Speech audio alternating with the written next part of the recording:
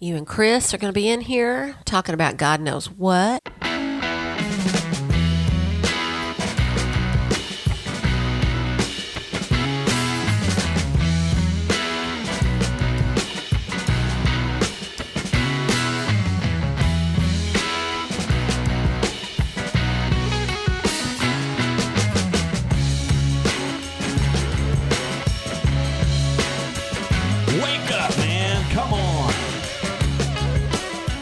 Wake up. Wake up. Oh, here comes Debbie is serving us. Ladies and gentlemen, my lovely wife Debbie just brought us keto-friendly muffins. Man, that's awesome. And they are. So you may see us snacking on these during. Yeah, I can guarantee you.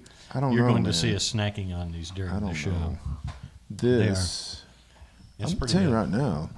This looks incredible. It's pretty good. Okay, so I have to try. This is some keto-friendly stuff. We've been trying to. She's a lot more onto the keto-friendly stuff than I am. I think I have benefited from it. I'm proud to say I'm now fitting in some shirts that I was not fitting into a couple of months ago, due to I think eating some lower carbs. So I'm doing some artwork on mine. Let me try it. Oh my gosh! I told you that's good. that is insanely. I'm going to save that. Y'all ain't watching me eat that because it's going to get messy. That's good, yeah. I'll be like... I'm going to have to put that...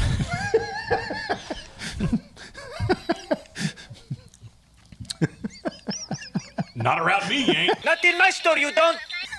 Ladies and gentlemen, if you're still here, it's a retro show. Hi, I'm Butch, and I co-host this each week. Thank you, babe. I co-host this here show, this podcast, this thing that we do each week with my partner in crime. Ladies and gentlemen, the man who does things on camera, it's Chris Curtis. Yeah.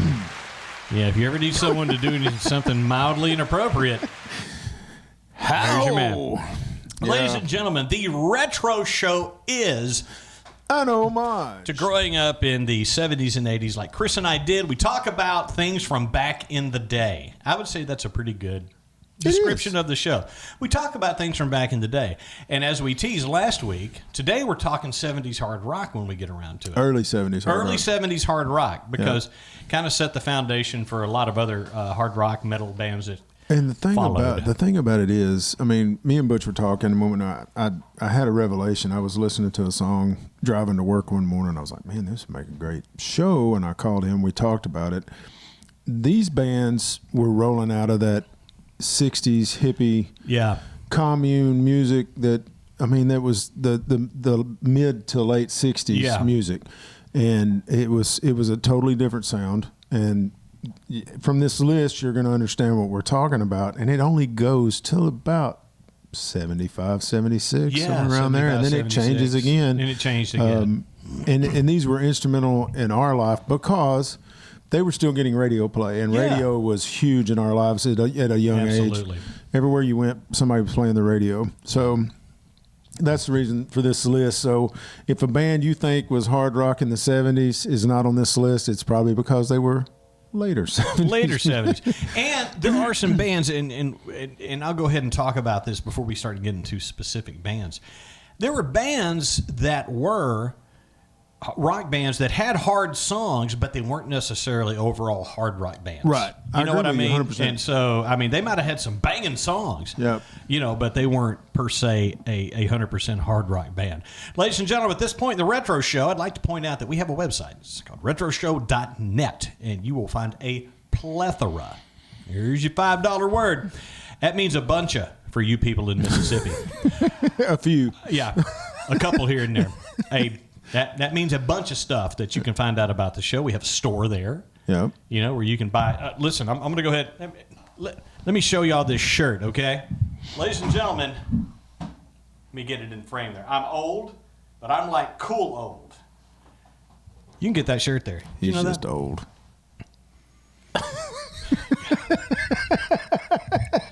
Sad but true.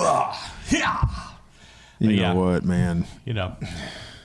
My daddy said, boy, you're going to drive me to drinking if you don't stop driving that hot rod. Lincoln. Sorry.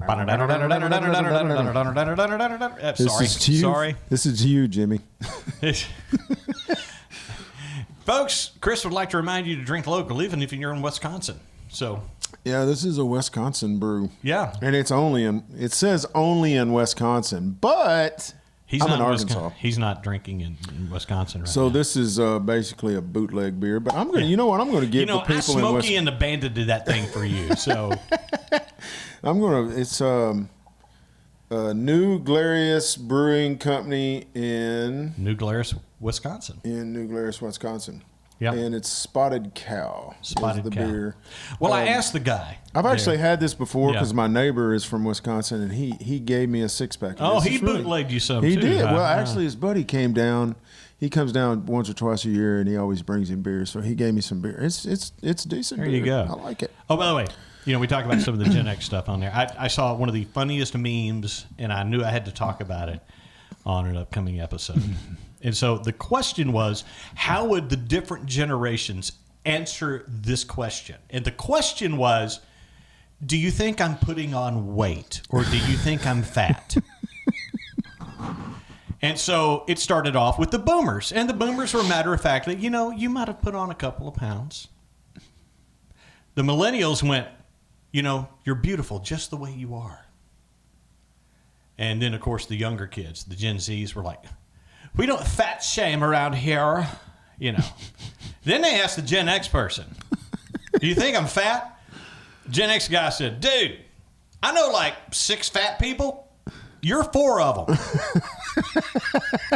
I thought that was one of the funniest things I'd seen lately. Accurate, especially among men. I don't know that women would do that to each other. No, but guys, no, and you wouldn't do that. I don't know. It depends on how the woman's acting. And if you actually want to spend any more time with her ever. There's a possibility that if you don't care about this woman, that's a great answer. Out of your mouth. That's a great answer. Especially if you don't like her and it's your last day at work. Yeah, right.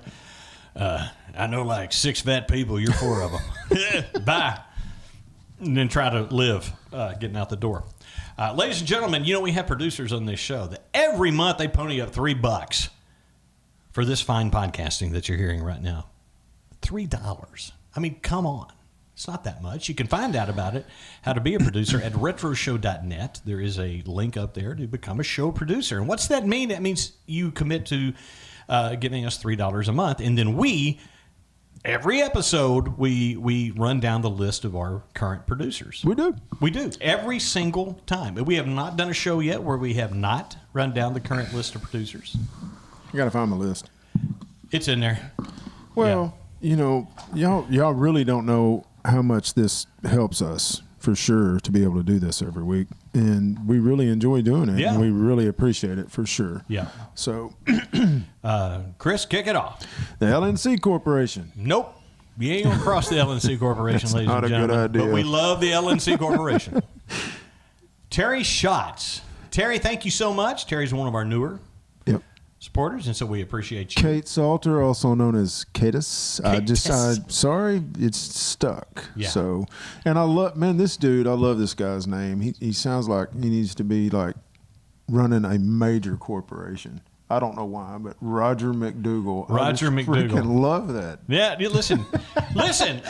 I will introduce you one day. You would like Roger Dodger. So, Melinda Hignite. Thank you so much, Melinda. You know what? He doesn't do anymore, but I'm going to. Old Dusty Breeze. Old. Dusty Breeze. Old. Kevin Goff. Kevin, thank you, man. I appreciate it. Norton. Chris B. Thank you, Chris. Nancy Schwartz. Big Josh Ramsey. Old Josh. Joshua Ramsey. Fran Adams. EM, thank you. Donna's husband. And our very first producer, ladies and gentlemen, Tanya Highland, the original producer of this Retro Show podcast. And so she always gets the last word on that. Thank you to all of our fantastic supporters. Once again, if you want to find out how you can support us for $3 a month, you can do it at retroshow.net. You can also find out once you get to the Patreon page how to support us for $1.5 million a month. Yep. I ain't playing. If you guys commit to doing that, you'll never see us again. We're going to be hanging out with our new friends. If they do that, we're going big. Oh, we'll go. we'll leave it up to them. Do you never want to see us again, or do you want us to really go big time with this? It'll happen. So. Oh my gosh. Whatever you want. All you got to do is give us $1.5 million for 1 year. So I'm gonna preface. We do actually. This isn't just off the cuff. Most of the time, we do talk about stuff beforehand, and I discuss. I want to preface this list with my opinion. A lot of these bands were influenced by the late great Jimi Hendrix. Oh, I think so too. I think there's a lot of influences. Rock star. And it's a shame to think that he's gone and what would have been if Jimmy would have survived, because he was definitely an innovator in hard rock, for sure. I can tell you, I've read some biographies of some guitar players. Absolutely. From some hard rock and metal bands, and they all look back at Jimi Hendrix. They all like the Beatles. Oh, yeah. Almost to a word, a lot of them like bands like the Kinks and stuff like that. Stones, the Who. The Beatles. I'm a huge Beatles fan, but you cannot deny the fact that they totally changed music. Yeah, that one band changed music completely forever. Yeah, it was incredible. Of all people, Lemmy from Motorhead was like one of the biggest Beatles fans in the world. Yeah, and so like I said, they had an influence across almost every genre of popular music from that point forward. They influenced, and so had with John and Paul especially, you had two guys that actually could write incredibly together. Especially, they wrote really well together and produced music that's timeless for sure. And go ahead and kick off the list there, man. Tell me who you got on there first. I would say the cream of the crop. And probably in my opinion, the biggest band on here. And again, they lost a band member, and when he died, it pretty much fell apart. But Led Zeppelin, they're definitely up there with it. I think on their influence there as far as what they had, especially on music going forward.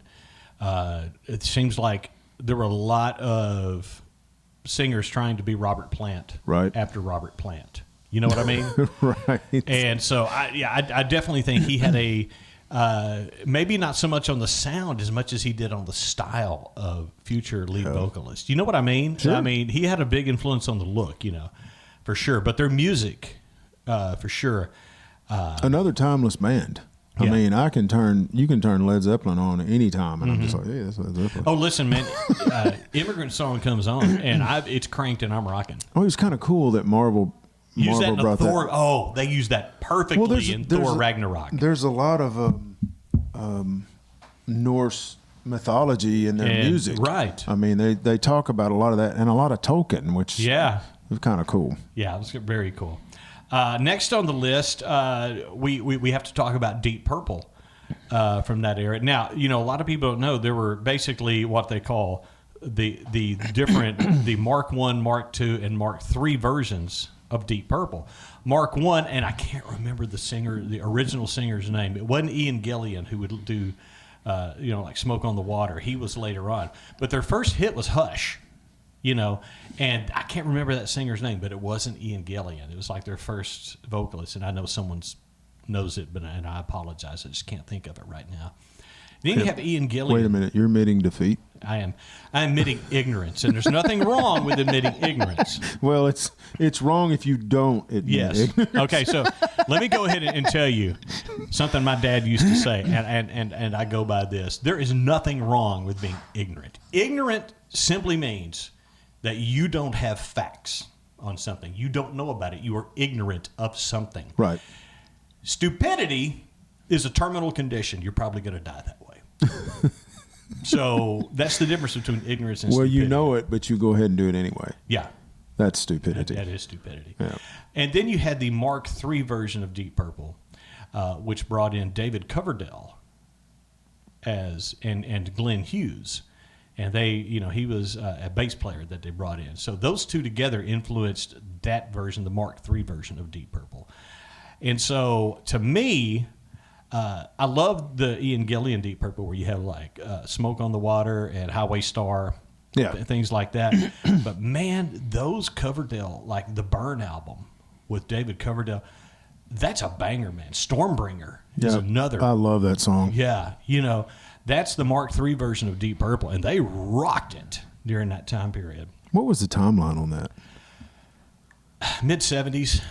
David Coverdale was singing for them in the mid-70s? Yeah. Really? Yeah, like 75, 76. I did not know that. I did not know that. That is wild. That is wild. That's wild and crazy. Thank you, Ed. Yes. Sorry. Tangent. A list of 70s, even though they started in the 60s, but, actually 70s is when they released 1970, their first album. No list of hard rock in the early 70s would be complete without Black Sabbath. No. Would you agree? Yes, I agree. And, a band that actually terrified me as a child. Because his brother Monty would scare him with Black Sabbath at night. There's nothing like War Pigs and the general's gathered in the masses, Dumb, I'm scared. And they're trying to go to sleep, and he's always playing his music all night long on 8-track. So not only would you hear Black Sabbath, you hear click. Yeah. The-thunk. The-thunk. The old 8-track sound. The-thunk. Who's on the list for you next that you would bring out? For me? Yeah.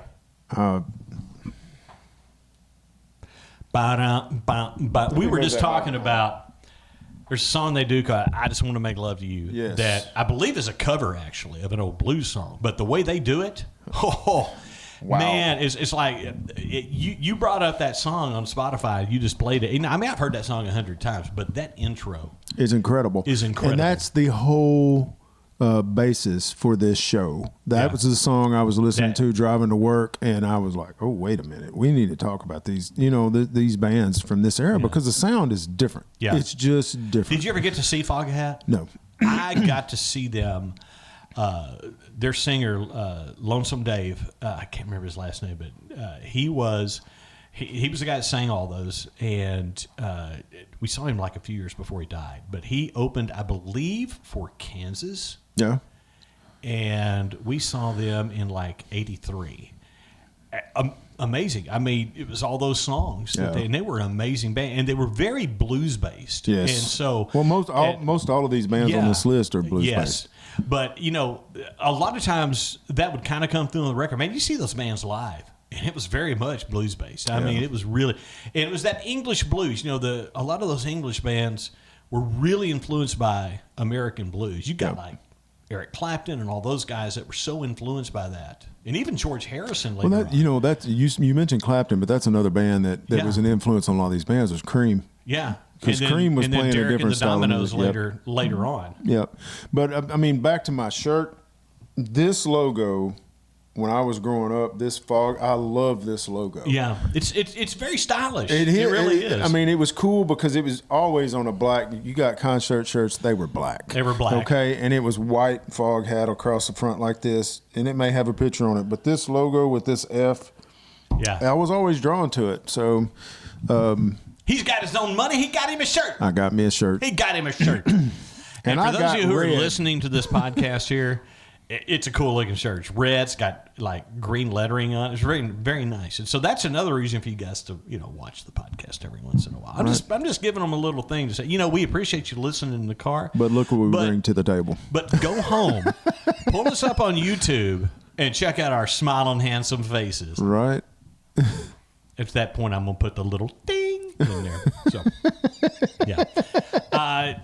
I had this on here. You had a little bit of disagreement with me on there. I did, and that's okay. I mean, I think Queen very much, especially starting out, and even at points, Queen was a hard rock band. They did some softer stuff, but I think at their core, man, they were very much. Well, that's another band that came up with a style that that changed the way. I mean, that song is priceless and timeless, and it's Bohemian Rhapsody is an incredible it is. feat of engineering. It is. If you, I watched that biopic of Queen that they did a couple of years ago, and the way they did some of those effects, they've literally put put a speaker on a rope and like swing it around the room to get some of these effects. I mean, it was so cool what they did to do, because now you would do that with your computer. You didn't have that. What'd you have? You have a rope and and you swing guy over in the corner doing lightning with a or thunder with a big metal sheet. Right. You have a Foley sound guy. Right. But but to me, man, Queen has some bangers out there. Killer Queen, Keep Yourself Alive is just a rocker. And to me, one of the best hard rock songs they ever did. I think it's a 1981 recording of We Will Rock You, but they do it as a hard rock song. They don't do that, No, it's a hard rock song, and they open the show, and it's like, whoa! And they redid the song, but it's so good. Well, that's a song that if you make any sporting event, if you watch any sporting event throughout 1 year, somebody will play that. And you talk about, there are some guitar players that if you hear them play, you instantly know from their tone and the way that they play. And Brian May is that guy. Yeah. Sir Brian May, who, by the way, is also a doctor in physics. Oh. He's like an aerospace engineer and all this kind of stuff. See there? You listen to Uncle Butch, and sometimes I'll tell you facts you never needed to know. We'll let Cannon talk to him. Go talk to this guy for us, Cannon. Yeah. Go talk to that guy in England. So next on the list, who sticks out to you? Are we just going down the list, or we? Yeah, you pick and choose, and we're just going to make our way. If you want to jump down to the, I don't care. Well, I mean, this band was near and dear to my heart growing up. Monty, of course, my brother had all these guys, and Nazareth. The album "Hair of the Dog." That's one of my favorite all-time favorite albums, and it jams. Listen, that had two cut. Now, one was a big hit, and that's "Love Hurts," which was also a cover. Yep. There's a lot of people who had covered "Love Hurts" over the years, but Nazareth's to me is the best version. His voice, Dan McCaffrey was the singer, and his voice to me was so. He influenced, I think, other vocalists later on who actually could sing like that. But later on, you had like Bon Scott, and even like Brian Johnson, both AC/DC singers. But to me, he was like the first guy with that raspy, kind of a yell of a voice. But Hair of the Dog. I've always said that if I was going to quit someplace and I hated the work there, I'd open up the intercom, I'd put Hair of the Dog on, walk through the building, and just out the door while it's playing over the intercom. Yeah. So, but I'll never do that because I like my job now. But there have been, well, no, I can't. There were other jobs. Have you seen the meme that said, if I work in my same job for the next 10 years, this is what I'm going to be like? And it's poor old Gary Busey. I mean, he's got a head injury. The dude actually crazy. Let's talk about buttered sausage. What about buttered sausage? Poor Gary Busey. The thing is that you go back and look at some of his early. He was a great actor. He was a great Oscar winner. One of my favorites. Oscar winner. One of my favorites. It's so sad, man. But it's sad that after the fact, that this head injury and did stuff. Did he have a motorcycle? He had a motorcycle wreck that he almost died from. Yep. And it has scrambled his brain just slightly. A lot. Not slightly. It's a lot. And it's sad, but I mean, it's kind of making fun of him, but not really, because the stuff that comes out of his mouth is freaking hilarious. That's been his whole career basically since then, is being Gary Busey. Being Gary Busey now with what he has to work with. Yeah. And I'm going to be honest with you guys. I'm saying this with all love and respect. The bars are down, the lights are flashing, but the train ain't coming. I think he had the best line in any movie ever. Yeah. In a Silver Bullet. Oh, yeah. I can't believe you want me to send a letter to the Reverend Werewolf to gargle on broken glass. Yeah. Reverend Werewolf. Okay, so I'm going to pull one off this list, and we just talked about it, and that's Aerosmith. You talk about hard rock royalty in America. Yep. You know, a lot of these are British, a few of these are British bands or Canadian, but you have like... What?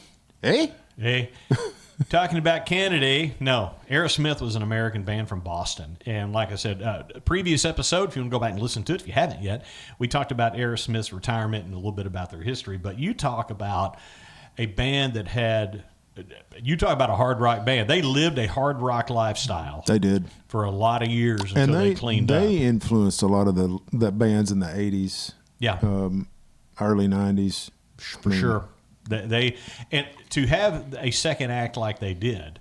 Now, to me, that's not their favorite, not my favorite music they did. No, but the either. fact that I can admire the fact that they were able to have a second chance and they took it and they ran with it and probably had a longer second act than they did a first act. They did. Because they went from the mid 80s to the 2000s. Well, their music was still rock, and it was still. It wasn't as hard as their early albums. Right. They picked up a lot of softer listeners, which when I say softer listeners, a lot of women were gravitating towards Aerosmith, especially women our age, because their second act started like our freshman year in college, my freshman year in college, your whatever year it was. Yeah. I'm older. Yeah, he's a year older. But you understand what I'm saying? Yeah. A lot of women really gravitated towards Aerosmith. Yeah. I mean, I work with a girl now that's her favorite, but she loves Aerosmith. Yeah. But when I talk about the early stuff, she's like, huh? Yeah, the thing, what? yeah. and to me, that's my Aerosmith. We talked about on the last, like I said, go back and listen, guys. But spoiler alert, our favorite album is Toys in the Attic, and to me, that's one of the finest hard rock albums ever Without from a doubt. anybody. It is my favorite for sure. A lot of big hits come off that album. Yeah.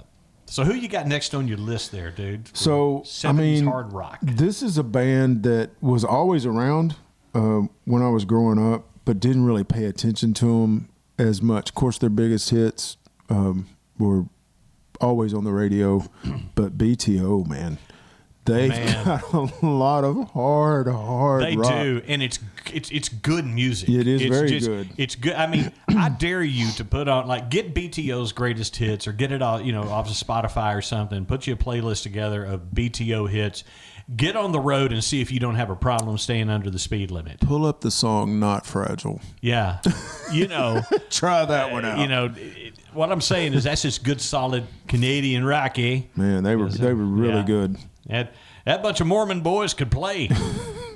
So I'm going to pull one off here that say it ain't so. Is as Alice Cooper, who is still touring and doing a great job of being Alice Cooper. Yep. So an interesting side note to that, I remember when I was 5 years old,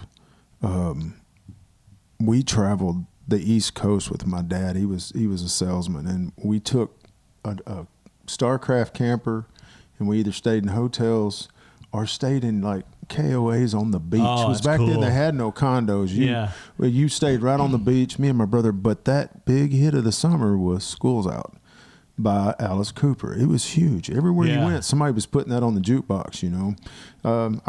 That's a vivid memory for me. But Alice Cooper, like I said, he's still, and he's an interesting dude. If you get to if you watch some of his interviews now, he's known everybody. One of the coolest things is that Audible actually had a 3-hour. It wasn't really a podcast. It was kind of like a little short history that he gave of his life, and it's an interesting story of the people he hung out with in Hollywood. Now, he hung out with musicians. As a matter of fact, they had what they call the Vampire Club, which had it was him, Harry Nilsson, and John Lennon that would all hang out together, and it was and so, but the other people who he got to be friends with were these old vaudeville guys, because they saw a show and they said, "That's vaudeville. You're doing vaudeville. You're doing what we used to do." With the whole trick of like cutting the head off and stuff, and no, look, it's that's vaudeville. And he said, I'm not familiar, but he got to be friends with like Jack Benny. I am ignorant of vaudeville. But he got to be, and some of the old comedians back then. But one of his best friends was the very old, at the time, Groucho Marx. Oh, yeah. And they got to be friends, and they were neighbors. And really? he said, so here's, here I am. So I'm like in my mid-20s. And, me and my wife, we had this house in Hollywood. And Groucho would call me and say, hey, man, you want to come over and watch movies? And he'd go over to Groucho's house, and they'd just sit there and watch old movies and talk and stuff. He said, I'd stay there till he fell asleep, and then I'd, that's awesome. head out because, he was basically just a lonely guy. And he was like, well, hey, man, you want to come hang out? And so he was hanging out with these cool old Hollywood dudes like Groucho Marx, And it's a really interesting thing. So Alice, to me, is one of the, I don't have a lot of his albums or anything like that. I've got some of his songs and stuff that I'll listen to on Spotify. But as a person, he's an interesting cat. And so if you get a chance to, look into some of his stuff, he's a cool dude. Alice Cooper's one of the coolest guys out there. I did not know that. He tells a story about how Eddie Van Halen called him one time to ask if Glenn Campbell would show him a couple of guitar things. Because, you and I have talked about how Glenn Campbell was. He's a hellacious guitar player. So Alice Cooper, definitely a hard rock guy, but he had friends and influence far beyond that genre. That's cool. And he's still out doing it now. That'd be a fun, and I've seen him. He puts on a great show. He really does. Who you got? Grand Funk. Grand Funk Railroad. Man, I'm Your Captain is a great song. Yep. They had a lot of great songs. I saw them in Jackson, Mississippi. Dan, if you're listening, this was one of the greatest moments of my life.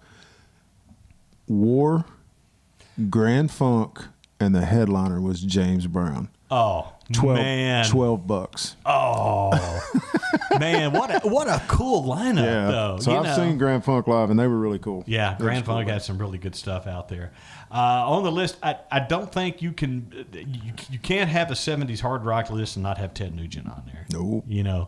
Uncle Ted was with the Amboy Dukes for years, and in the 70s he peeled off. I think 74, I think he released his first album. And man, he tore it up from, through the rest of the 70s, I would say.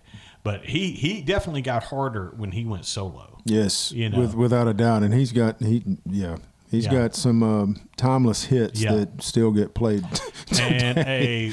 And you talk about a guitar player. Yeah. That guy can wail on a guitar. Pretty cool. Yep. Who you got? One of my favorite bands of all time. We've talked about them 1,000 times on here in the episodes, but Rush, their early years. Mm-hmm. Really good. Really good. Now they changed with the times. I'm not gonna lie to you, but their early stuff, that was the style of music that was playing. And you go to Fly By Night, Working Man, all of those early Rush hits. Yep. They had in the 70s. That's really good stuff. Yep. Spirit of Radio, all of that stuff was just amazing. I have to look on this list, and I think you have to say The Who was definitely a hard rock band. What do you mean? Yeah. What do you mean? I mean, The Who was a hard rock band. Yes, they were. And one that I wish. When I was younger, I didn't get into The Who. I thought they were a bunch of old guys. They were like in their 30s. That's what I was saying earlier. And when I got into them, I was like, oh my gosh, this is amazing. Yeah, good this stuff. is great music. I saw Roger Daltrey open for Clapton in Memphis, and it was just him, and he played all the Who stuff. But even he came out, and you're going to have to bleep this, but it was what he said on stage. He said, "Come on, people, this is a rock concert. This isn't a library," and I mean, it was pretty funny. Everybody started yelling and screaming and jamming. It was fun. Woo, woo! Get the woo people. So you've got to mention the early years of this band, especially because they had a big comeback in the '80s, and love this band. But their early stuff, Heart, holy smokes! Yeah. They were. You talk about someone that was influenced by someone. Their early stuff is very much Led Zeppelin. Absolutely, and you can hear it. Yep. As a matter of fact, I remember when Led Zeppelin had their Kennedy Center honors. Heart was who came out to perform. And if you ever get a chance to watch that version of Stairway to Heaven that Heart does, it brought the members of Led Zeppelin to tears because it's so well done.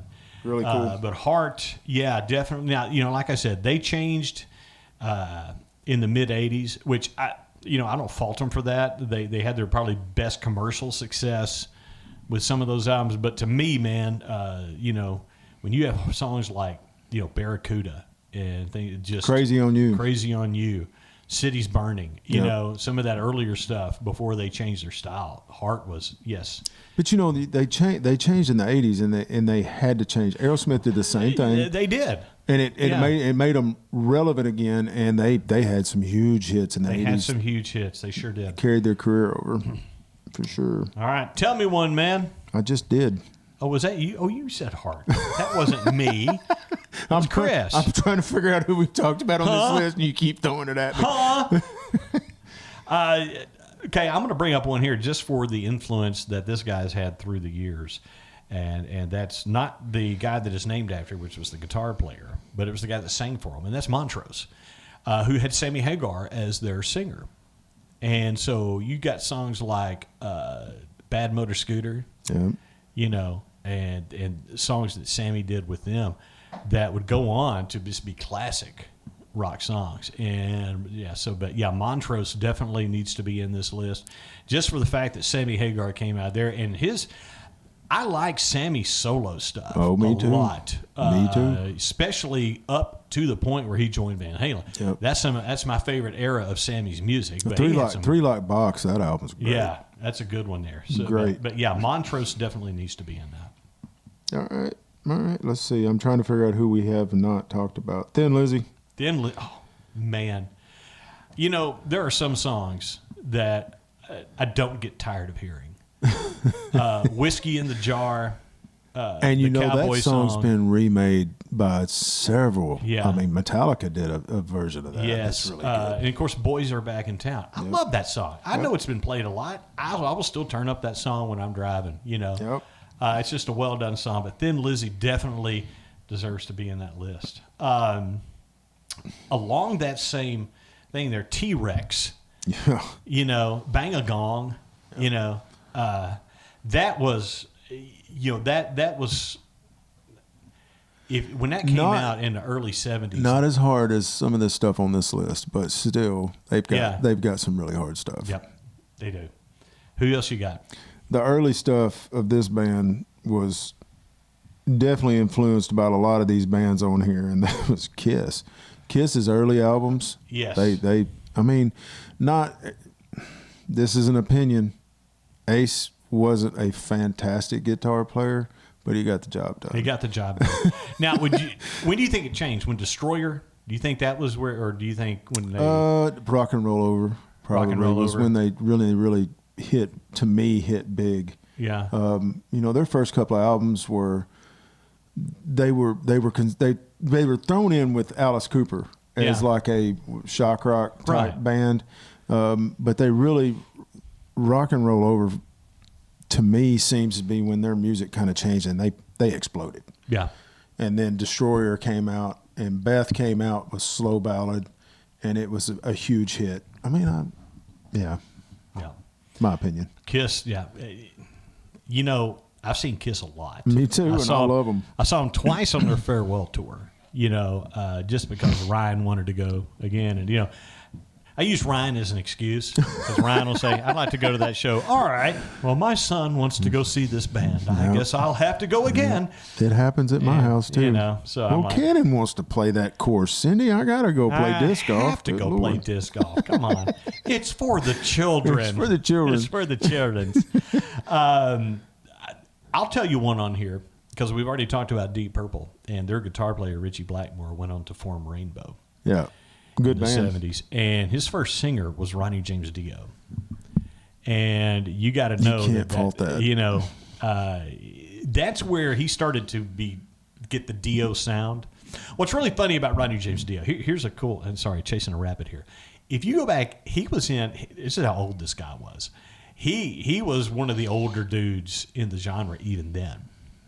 But there's recordings of him with Ronnie and the Red Caps from like the late 50s, early 60s, where he's doing doo-wop. Oh. And it is amazing to hear that because it's like, it's not like, hold it tight. It's more like, an angel is missing from heaven tonight. And if they start counting, they'll see that I'm right. No, she's not in heaven, for how could she be when that angel is here with me?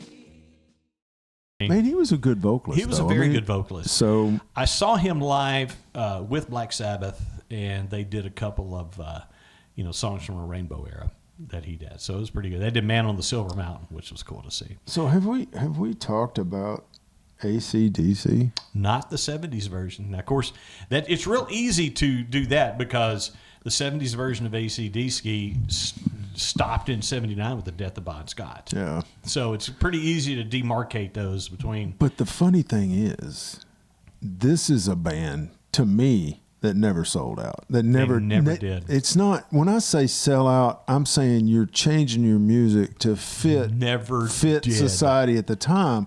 And this band never did that. So I've mentioned this on this show before. Angus Young, the founding member and guitar player, that dude is was asking an interview. He said, there's been some criticism that AC/DC has made 12 albums that sound exactly the same.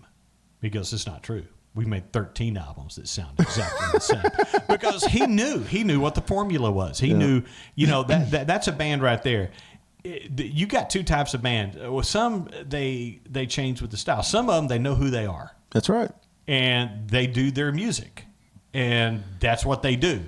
And AC/DC does AC/DC music. Yeah. And the thing about it, music, we've talked about this. Music is very subjective. Butch likes some stuff that I don't like. I like stuff that Butch doesn't like. That's music. Yeah. I mean, it is what it is to you. Yeah. If you turn on an AC/DC song, you're immediately going to know that's AC/DC. You know that's AC/DC. There's no doubt about it. Because both of their singers had a very distinctive style, and you knew who it was. And you could say that about a lot of these bands on here. For sure. You definitely, as soon as a riff is played by Eddie Van Halen, I know that's Van Halen. Yeah. There's just no doubt about it. Stevie Ray, same way. As soon as Stevie Ray cranks up and starts playing, I know it's Stevie Ray. You know who that is. So, kind of cool. We're kind of running out of list here. Who else we got on here, dude? Judas Priest. We hadn't talked about Judas Priest. Judas Priest was a foundational hit. A lot like Sabbath and Led Zeppelin, they influenced so many people. And I think Judas Priest really influenced a lot of people with their sound, which tended to be more, hard edge, less bluesy, more, they were industrial. Around here, but they didn't really take off. In my opinion, they didn't really take off until the early 80s. They didn't hear. They may have in Britain, but not here. They did. But they were found. But the people who they influenced were listening then. Sure. Yeah, absolutely. And I knew a few songs, back in, I knew some of their early stuff, like Living After Midnight and all that kind of stuff. But did you hear that before the 80s? Yes. Really? I did.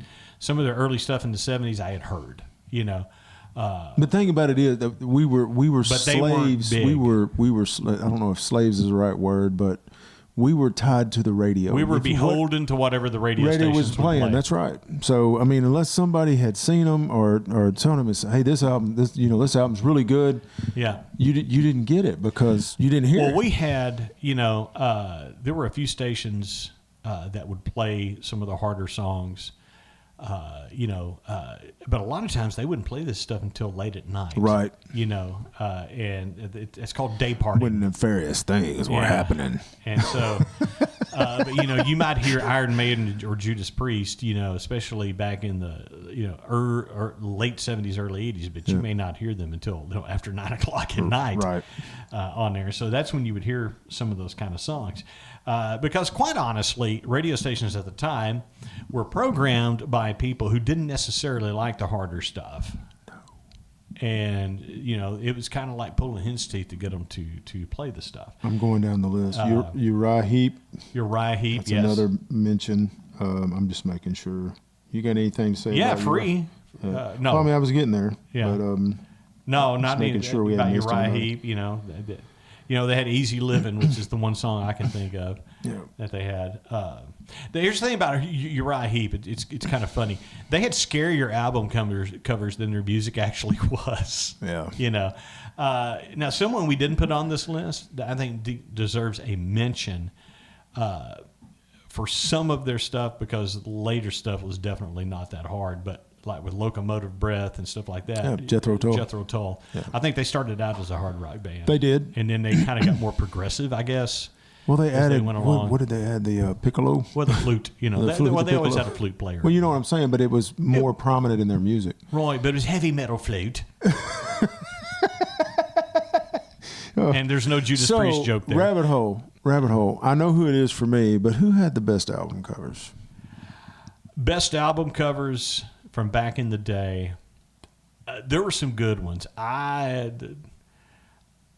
You could always count on this band that I'm going to mention to have a fantastic album cover, and it was the artist that did it. It was the artist that did it. I know some of the album covers, the Boston album covers I really liked. Really cool. Those stand out to me from that era of being good. I thought the Styx Pieces of Eight album cover was very cool. I'm just talking about a band that had album covers that they were always had a really good album cover. Well, who was that? Molly Hatchet. That was Frank Franzetta. And I'm telling you, back in 1981, if my first vehicle could have been a Dodge Maxi van with a Frank Franzetta, a Conan the Barbarian on the side of it, I would have died a happy kid. Really cool. So we do have an honorable mention on here. We have to. I mean, there's no doubt about it. There's a one-hit wonder, and if you look at them, they look just like some goofuses that they hired. They got off third shift to be in this band. And I need you to play this guitar, boy. Okay. But Ram Jam. Yeah. One Go song. Black Betty, wham ba dam, whoa Black Betty. My wife absolutely loves that song, and she's a runner. And that's a good pace. Any running playlist that I have, it has to have Black Betty. That is great on there. One that we didn't mention on here, I did, but we kind of went past it, is Free. Yeah. And All Right Now, great song. Oh man, it's one of my favorites. Yeah. So Without a doubt. that's also on any 70s hard rock playlist. Well, we may or may not have mentioned a band that you think should be on this list. Chris said, call the number 501-697-9933. And Chris said, too bad. And leave us a message and respond. And that's if right. You got any show ideas or whatever? Yeah, leave them do there. that. Let us know. We'll talk about just about anything. Yeah, we'll talk about dang near nothing from back in the day. Almost everything. We'll talk in circles for hours. It's not a big deal. If you say, "Hey, can you guys talk about just anything, just nothing for hours?" Yep. Yes, we can. And we've had episodes that done years. that before. Ladies and gentlemen, thank you so much for being a part of this show here. We certainly appreciate you listening each and every week to this podcast. We wouldn't do it if it weren't for y'all. Would you hurry up? You got to get a hold of some of that. He's got to dive into that muffin. What'd you say? I said you got to dive into that muffin. I said what I said. This is a family-friendly show, y'all. Have your day, people. AMF, guys.